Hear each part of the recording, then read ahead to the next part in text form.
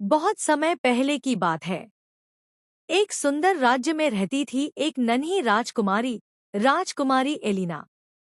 वह 15 साल की थी, समझदार, दयालु और थोड़ी सी निडर भी।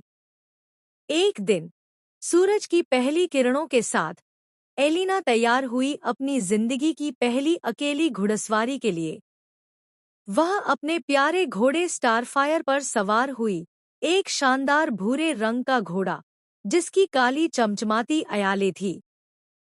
महल के द्वार पर थॉम, अस्तबल के मास्टर, मुस्कुराते हुए बोले, ध्यान रखना राजकुमारी, रास्ता लंबा है, लेकिन मैं जानता हूँ तुम तैयार हो।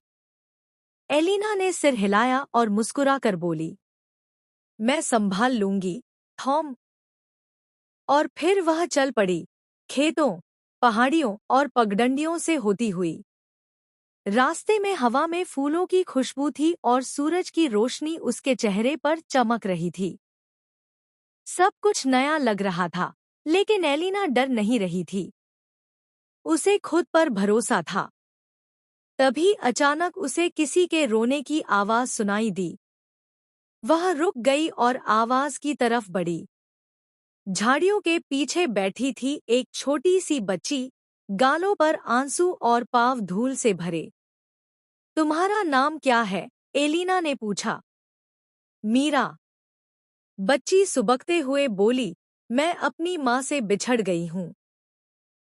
एलिना ने बिना देर किए उसे उठाया और बोली, घबराओ मत, मैं तुम्हें तुम्हारी माँ के पास पहुँचाऊंगी।